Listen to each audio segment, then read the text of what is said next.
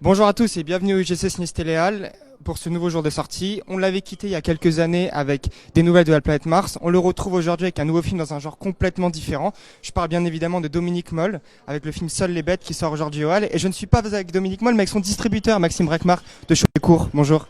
Bonjour Delphine, bonjour à tous. Alors, comme je le disais, Dominique Moll sort son premier film depuis quelques années. Le précédent était chez un autre distributeur. Tous ces films étaient chez Diafana, on a récupéré Dominique avec Seules les bêtes effectivement sur celui-ci, qu'on sort sur 160 copies, 159 copies, donc on est très heureux d'avoir avec nous ce nouveau réalisateur. Voilà. Est-ce que tu peux peut-être nous parler du processus qui a fait que ce réalisateur est arrivé dans le line-up d'Oecourt ? Il n'y a pas de process en particulier parce qu'il a tout fait chez Diafana. Tu veux que je prenne le micro ? Ouais. Comment dirais-je, il y a besoin de changer à un moment donné, je pense. Et puis là, c'est surtout que l'idée du bouquin, parce que Seules les bêtes, c'est un bouquin écrit par Colin Niel. Et en fait, on avait les droits du bouquin. Enfin, Oecourt avait mis une option sur les droits du bouquin. Dominique l'a lu, a beaucoup aimé. Puis après, rencontre avec les producteurs, parce que Oecourt produit également, en plus de distribuer Seules les bêtes. Alors donc on est sur une sortie majoritairement arrêt essai, mais avec aussi quelques circuits, c'est bien ça ? Exactement, ouais. On a essayé vraiment au vu du ce qu'on appelle public cible de faire un petit peu les deux, même si c'est majoritairement arrêt essai. Mais par exemple pour les avant-premières, on a essayé de faire dans les grandes villes en tout cas une UGC, enfin les circuits et pas mal d'arrêt essai quoi. Parce qu'on pense que vraiment Seules les bêtes, vu que c'est un thriller, un polar thriller qui se passe dans le froid et aussi à Abidjan, voilà, le public peut être très large, donc on a aussi essayé de rendre ça sur notre sortie. Donc on est un peu dans le Wood Unit aussi. Donc le Wood Unit, je rappelle, c'est de la même manière que le film à couteau tiré qui est sorti la semaine dernière, c'est qui a fait le coup en fait finalement. Il y a un peu de ça dans le film. Alors exactement, on commence le film par qui a fait le coup. Je dévoile pas trop je dévoile pas trop du film, pardon. Et après, en fait, au fur et à mesure du film, en fait, on a 5 personnages qu'on va suivre. Et donc, c'est des chapitres, c'est comme le bouquin.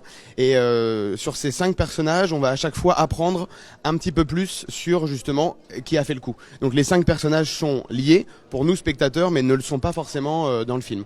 Donc voilà, c'est vraiment une intrigue à tiroir très bien ficelée. C'est un gros travail d'écriture. C'est un plaisir un peu inhabituel parce qu'il déconstruit un peu ce qu'il construit au fur et à mesure. Donc voilà, c'est une vraie intrigue, mais effectivement, on part d'une disparition pour suivre 5 personnages et à chaque fois, via un personnage, en apprendre plus sur cette disparition. C'est un genre, comme vous pouvez le deviner, qui est assez rare en France, qui vient plutôt du côté de la Grande-Bretagne notamment. Donc c'est vraiment, il fait figure d'exception et c'est aussi un objet très intéressant à ce niveau-là. Pour élargir un petit peu le spectre sur Oecourt, est-ce que tu peux un peu nous faire le bilan de cette année ? Voilà, on est en décembre, il y a eu un certain nombre de films chez Oecourt cette année. Qu'est-ce que tu retiens ? Est-ce qu'il y a des moments marquants de votre année que tu aimerais remettre en avant ? On a eu plutôt une belle année. On sort évidemment, je peux pas ne pas le citer, Un monde plus grand qui était pour nous un vrai challenge parce qu'on l'a produit aussi. On a fait un démarrage parisien qui était, on va dire un peu douteux. Finalement, on s'est rendu compte que le capital sympathie et notoriété de Cécile de France en province était encore très grand. La preuve, on a donc, comme je dis, on a démarré un peu de manière faible à Paris et puis ça s'est tout de suite rattrapé avec la province. Donc on est aujourd'hui à 250 000 entrées, on va vers les 300 000 voire un peu plus. Donc si je dois retenir effectivement un film, c'est Un monde plus grand dans le sens où les chiffres du mercredi justement et de la première semaine ne nous ont pas du tout permis de mettre le film là où il est aujourd'hui. Donc ça c'est une vraie belle surprise et je souhaite à tous les distributeurs d'avoir des films comme ça qui entre guillemets démarrent mal et qui finissent très bien, voilà. Et je le souhaite bien évidemment à Seules les bêtes.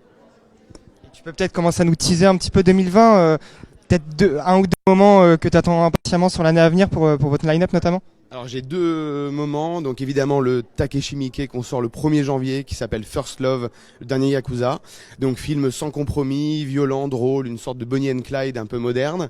Et parmi d'autres films, j'attends moi de sortir surtout un premier film danois qui s'appelle Perfect Normal Family. En fait c'est une famille complètement normale qui s'aime énormément, mais le père va vouloir devenir une femme, pardon.